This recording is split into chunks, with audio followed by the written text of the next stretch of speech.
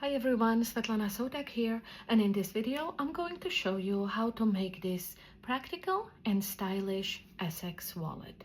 This wallet finishes at 4 inches wide and 5.5 inches tall when closed, and it features a snap closure, 8 card slots on the inside plus more space under the card slots,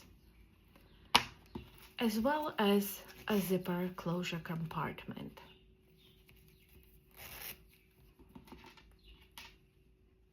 I went ahead and cut out all my panels according to the cutting instructions provided in the pattern, and I also went ahead and adhered fusible interfacing to the wrong side of my lining panels and my main panels.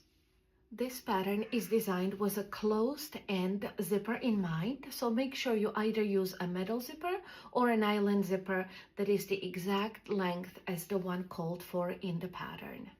I will be using a cam snip for my closure, but any other 10 to 12 millimeter metal or plastic snaps will work great. And I will put a link to all the supplies and materials I'm using, as well as a link to the pattern itself in the description box below the video. Let's get started, shall we?